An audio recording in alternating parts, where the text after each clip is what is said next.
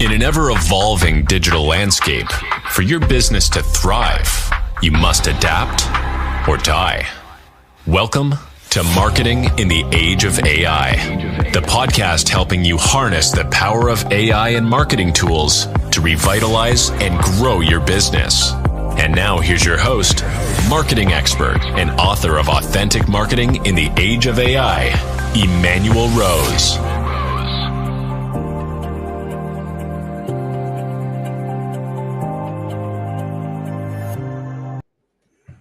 Welcome to this episode of Marketing in the Age of AI. I hope that you're having a good day and that you're involved in something that you're enjoying. Today, we are going to dig into the evolving state of AI. We're also going to dig into music and AI and how musicians and music lovers can ethically create music and continue to enjoy entertaining people with good AI music. My guest today is Jason Michael Perry. He's the founder and chief AI officer of Perry Labs and the author of The AI Evolution. With over 20 years of experience in technology, he specializes in AI strategy, intelligent systems, and innovation. Not only does he write a weekly newsletter, thoughts on tech and things, but he also serves on the board of the Baltimore Symphony Orchestra and is an entrepreneur in residence at the University of Baltimore. Jason led the award-winning project AI in A minor, which is a nice play on words, merging classical music with AI-composed performances in collaboration with AWS and the Baltimore Symphony Orchestra. Let's dive in and get Jason's insight on the state of AI and where it may be evolving. Hey, Emanuel, thanks for having me on the show. How are you doing? Absolutely, man. I'm really excited to have a conversation with you and see what you're getting into these days. Oh, ditto. All right, cool. Well, talk to me a little bit about some of the factors that you're seeing in organizations and either their initial implementations or what they're finding out once they get some AI in place and what's going on actually, on the ground, boots on the ground. Yeah, when we come into a lot of organizations, we're finding that businesses have started with some form of proof of concept or dabbled with AI, but they're not actually seeing the returns that they expected to get from whatever implementations they've done. It's hard. I mean, this is not a magic solution that you just sprinkle AI pixie dust on something and it just works. Right. You still need to master your data and take these systems and connect them into AI to get the true benefits from them. So what we spend a lot of time doing is educating executives, especially executives, on what some of these words mean. What is agentic AI? What are AI workflows, and what are the ways that these things come together to help you see benefit? One of our initial consultation projects is to sit down and understand your organization and just give a blueprint just to show the possibilities and then make sure that you understand the language of how these things will actually impact to reduce costs. And once you start seeing it that way, it's a huge difference. But this doesn't mean roll out a chatbot and the world is amazing. That's the worst thing you can do. The companies are like, hey, we got site licenses for ChatGPT or for Gemini or some AI tool. We wrote it out to the organization with no education, no training, no connection to our data, and the No adoption governance. rate is low. No governance. It's like, I don't understand why no one wants to use the thing. Well, this is why. Or what we see on the other side, which is I think even worse, are companies who come in and said, oh my goodness, AI is very frightening. And because it's so frightening, we're going to just lock it down in our organization. We're not going to Right. let anyone use it. We're going to block it on all of our networks so no one can use it. And then those companies have shadow IT, which means that people are using the tools, just not telling them, lying about it, and then taking all of your personal data and your corporate confidential data and feeding it to AI models with no education and no governance. So, I mean, to answer your question, you got to make a plan. You have to accept the fact that it is happening, if you like it or not. And if you want to take this and turn it into something that's going to be beneficial for your organization, you have to lead with education, good governance, and make a plan that's not just saying, hey, we spent money and bought the tool. Now go out and do something with it. Yeah, I think that's what's fascinating, right? Is that it's like everybody lost their minds and forgot that this is a technology that we've done these technological improvements before, right? It's not new. Mhm. We have to have a strategic plan. We have to have a team that's going to be kind of our lead team to take in the technology. We need governance. And then we need to have a process by which it gets adopted in a way that makes sense for the business. Why did we forget all that, Jason? So I wrote a book on this, a book called The AI Evolution. It's the role of the chief AI officer, and Nice. in the intro chapter, one of the things that I point out, or 2 points. One is that all of the big tech companies by valuation didn't exist 51 years ago, which is Right. crazy to think about. Yeah. Microsoft just had its 50th anniversary this year. And so Microsoft, Apple, Google, Amazon, Nvidia, all those Right. companies are less than 51 years old. And when you talk about Google and Nvidia and Amazon, they're a lot younger than you realize. But Sure. each of those companies is connected into one of the big three waves of technology evolution: personal computers, desktop publishing, in some ways, and then we have the internet, and then of course you have mobification, application, and all of them are saying that AI is going to be bigger. But when you go back and you look at the C-suite roles that have been created from all the companies that are out there to deal with these technology innovations, this is the reason why we have CIOs. It's not a role that existed 51 years ago. This Sure. is the Yeah. reason why we have chief information and security officers and chief data officers. And so all of these roles are directly tied to all of the things that are happening. And so, or that have happened. And now we're in this new place where someone needs to take the mantle and answer the questions of how do you get companies to figure out governance and figure out these rules, but to make sure that you're not going to end up like Sears going against Amazon. Well, explain to me a little bit about how the chief AI officer is going to be different than the CIO or chief technology officer, information officer. What's the differential there? It's a great question. So I like to first of all bucket the two roles, CIO and CTO. And I think of CTOs as organizations who tend to build versus buy, and Mhm. CIOs tend to be in organizations where you tend to buy versus build. That's not to say that you can have organization with both, but one tends to implement IT solutions where the other one tends to focus on building technology solutions.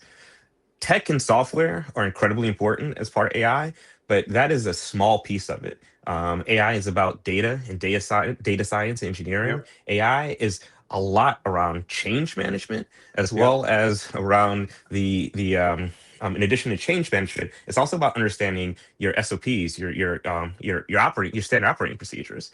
And Right. so, if you're taking someone who's technical and you're expecting them to look at all of your operational efficiencies, it's not to say that they can't do that. It's just not Yeah. necessarily the specific thing that that person is used to doing. And And so they this already have a role is full different. time job, right? I mean, they already have a full plate. Yes. Mhm. The incredible thing that I'm seeing at some of the biggest organizations is that no one has the ball. You have a CTO, you have a CIO. I'm saying like a large Fortune 500 or bigger. You have a Yeah. CIO, you have a CTO. You maybe have a chief information and security officer. You maybe have a chief digital officer, and then you Right. maybe have a chief data officer. And this impacts all of those roles. And Right. so, even if those roles are the director positions that come up in different parts of the organization, how are you going to carry this ball? And so, what I'm seeing in smaller organizations is that they don't necessarily have, they haven't figured out how to navigate, but bigger organizations are just bumping into themselves because no one's been Interesting. given the authority to understand and cut through all these things. And suddenly you have these AI consortiums of five, six, seven executives that have to come together and agree on an Oh, approach. yeah, And right. Agreed. yes, and this is all locking down, and everybody wants that role. And so, Yeah. some of the importance of this is just saying, this is the person who's going to have the football or whatever you want to say, and it's going to be the Yep. one who's required to pull this down, and make this happen. It's a hat, so that hat could be on a director, it could be on a VP, and it could be on any of your C-suite staff. But it's important to define what those requirements are, what that person needs to do in that job description, and then say who you're going to assign that responsibility to. I love it. I think those are great distinctions, and I agree that the smaller organizations really just have a gap. They probably don't have a CTO. They don't, maybe have some outside consulting, and then the bigger organizations just want to have turf wars. Yep. Well, that's interesting. I really want to. I'm a musician myself. I really want to hear about your foray into AI in A minor, and tell me a little bit about what that looked like, and how you put that together and how it was received. But first, I have to ask, what do you play? What instruments? I I saw the play the guitar and the guitar and I iPhone. sing. Yeah. Yep. Okay, all right. So I had lunch with the Baltimore Symphony Orchestra, and this was in 2022, 2023, and we just started asking this question of what's possible with AI in music, which led us to want to run this experiment. And this is before tools like Suno AI were out there, or some of these AI music generation tools. But we went and we brought a bunch of different things together, and we used it to compose original music in the style of Philip Glass and Mozart. And it's important to understand that classical music is very different than modern music, which has more of like I would say, an algorithmic like structure to it. There's the Mhm. hook, and it kind of moves in a different way. Whereas classical music, is more like a story that kind of transitions, and it's very different. And so one of the first things that we discovered is that so many music models are trained on so much modern music that it's incredibly difficult for them to understand and create classical music, because I they love try it. and convert it into something Yeah. that's different. Yeah. And so, with a lot of trial and error, we were able to create something that I think was amazing and unique. And we brought on the Baltimore Symphony Orchestra, some just amazing musicians, a brass quintet and a string quartet, and they played original pieces by both Mozart and Philip Glass, and then they played our AI composed music that we compose and then turn into sheet music that they Oh, played nice. on Uh-huh. stage.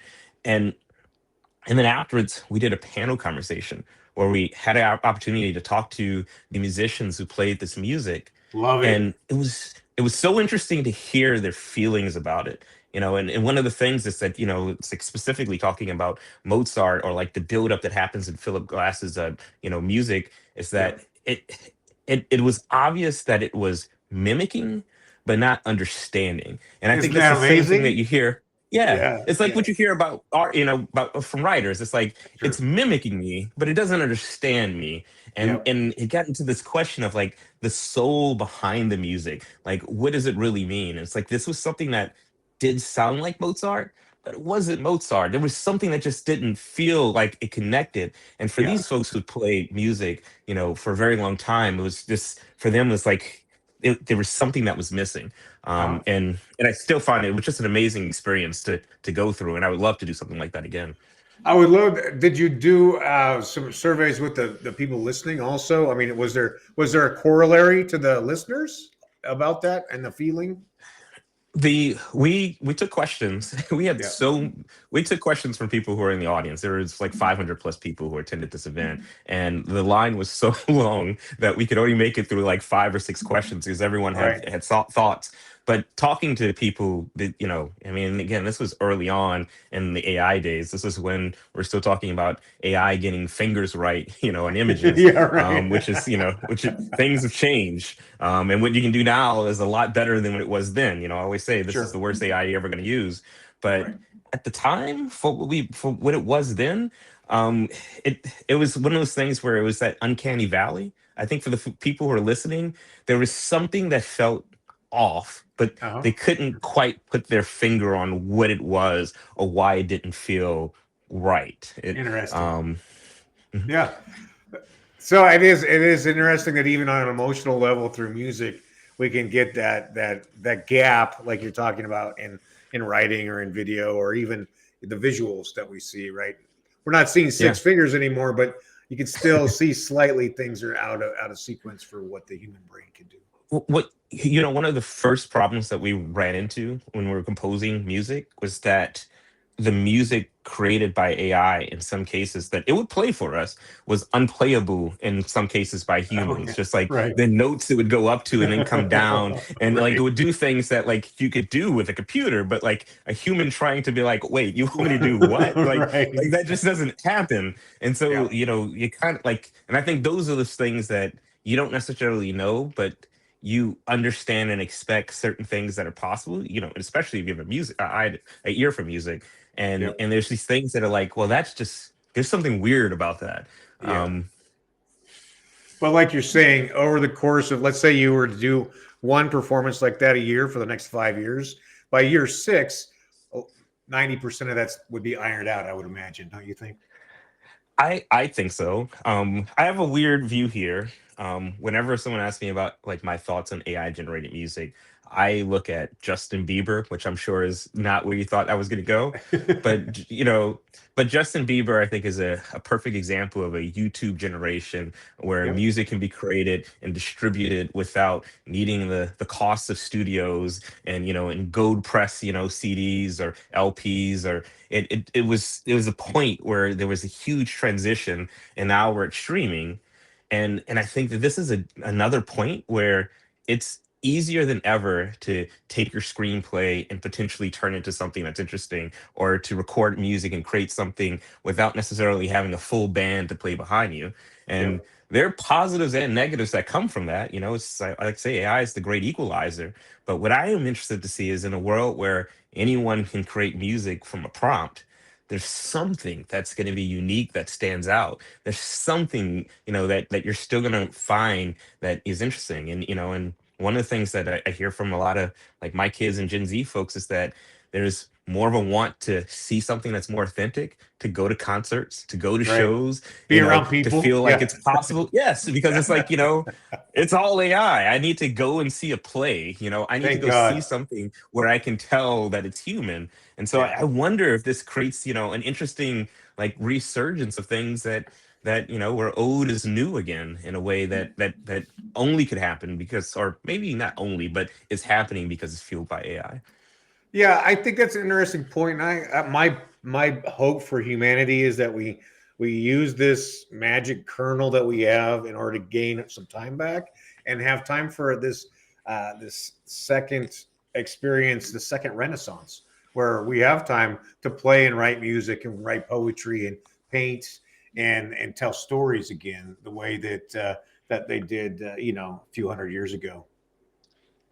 We can hope. We'll see. Yeah, yeah, we'll see. Time will tell. Well, yeah. So, tell me about what you think the current adoption rate is. Like, how much market penetration has AI gotten in your view for U.S. business?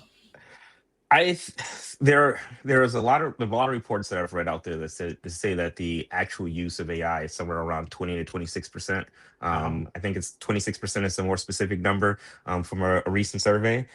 I don't believe that. I think that there's a lot of folks who are denying their AI use, or who are not actually like self-reporting. Yep. One of the things that I hear often is, like I've heard people who say, "I don't use AI," but then you probe a little bit. It's like, well, I use AI for the first draft, and then I wrote the document. You Right. used AI, Yeah. and I think that there's a lot of that, and I think it's doing us a bit of a disservice, to be honest, because I think that the penetration rate is much higher. That same group who said there was like 26% penetration adoption rate in companies also says there's something like a 70 to 86% penetration in personal use. And so those numbers don't seem to quite add up. Everybody, or a Right. lot of people, are using it at home and are doing a lot of shadow IT, or using it and not reporting using it, is my belief. I got you. I like it. All right. I appreciate your time. I just got one more question for you, which is if somebody's listening to you, Jason Michael Perry, and the author of the AI Evolution, what's the one thing they should be paying attention to right now in their daily work activities around AI? Oh, I would say that the one thing that you should make sure that you're doing is you are using these tools and you are following, and I talk about this in my newsletter, following the evolution and the things that are possible, the way that these things are changing. This is going to change the way that you work. If you don't realize that now, it's a problem. And so you really like, even if you haven't used ChatGPT, if you haven't written a prompt, just get in and start using these tools and figuring out a way to use it for anything. And one of the easiest examples that I like to give: take your phone, take a picture of the in your pantry, and just Yes. ChatGPT and say, what Yes. should I make for dinner? Like, little thing that you can do at home, just to Love it. start getting you a place and opportunity to use it. And then like when you see what's possible there, and you start saying, well, man, where else can it help me? And that goes a long way. And then you start your brain opens up to the possibilities, and you start to realize that this isn't just a little tool for for having a chat conversation. That there's a lot more power there than you may realize. All right. I love it. I think that I agree with you 100%. I say AI first and stay in the loop, right? Just make sure that Hmm. you're plugging in, you're getting good content out, and that you make sure that it matches with what the humans want. So it has some emotion and that it connects with the humans that you're working to communicate with. 100%. All right. Well, I really appreciate it. People want to get in touch with you, Jason. How do they find you in the world? Easiest way to find me is my website, www.jasonmperry.com. That's jasonmperry.com. I always say I'm the man with three first names. So if you look for Jason Michael Perry, you'll find me that way too.